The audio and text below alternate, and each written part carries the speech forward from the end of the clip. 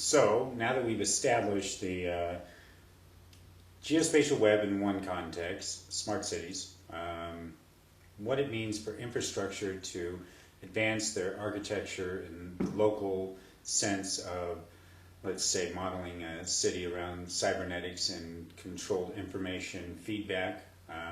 Now we've gone into path integration sciences briefly. So now we're going to go into some of the more complicated questions of where does this lead us as a society as we go into M2M, router topology, which is mobile-to-mobile router topology, and swarm intelligence.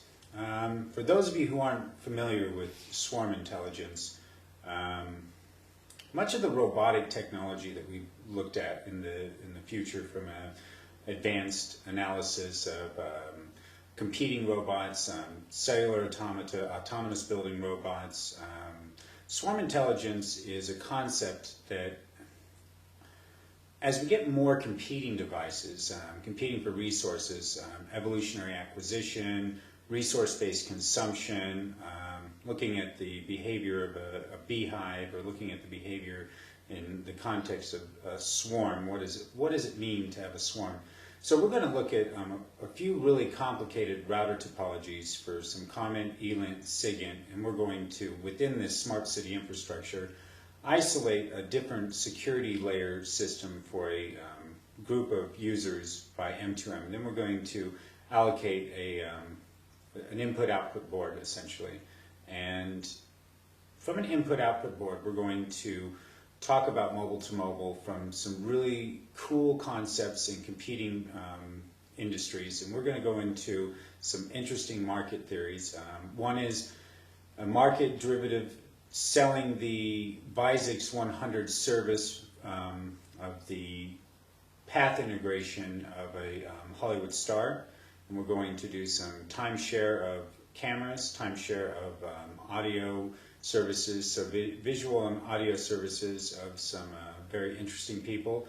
We're going to try to promote the concept of BISAX from selling a service or marketing a commodity from a marketing approach, obviously.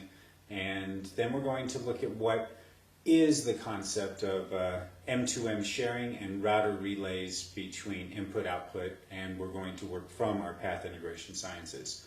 So in this scenario, we're going to go further into our last two, having the geospatial web, a smart city, having our path integration broken down by the importance of what it means to go along a path and have customizable geotags that are based on your own environmental parameters, and then regulated ones that are based on an infrastructure approach to regulation of a geospatial web, a more complicated approach from privatization to the regulatory framework that we might see with Google Earth 3D and the concept of Berlin 3D.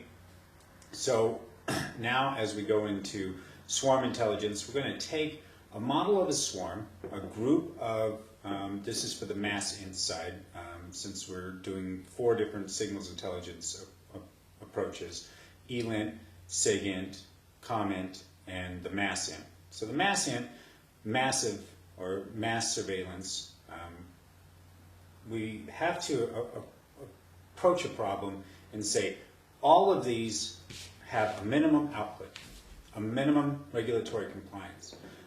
That minimum regulatory compliance starts at the beginning of the manufacturing process from the FCC, the Federal Communications Commission. These are things that are non-intrusive types of information.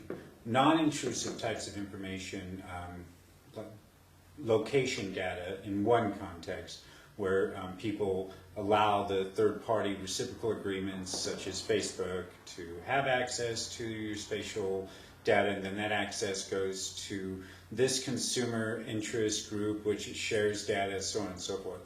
A lot of people don't understand that their consumer rights are automatically violated, and the Federal Trade Commission has already gone after Facebook at least a couple times in this concept of regulation of your geolocation data.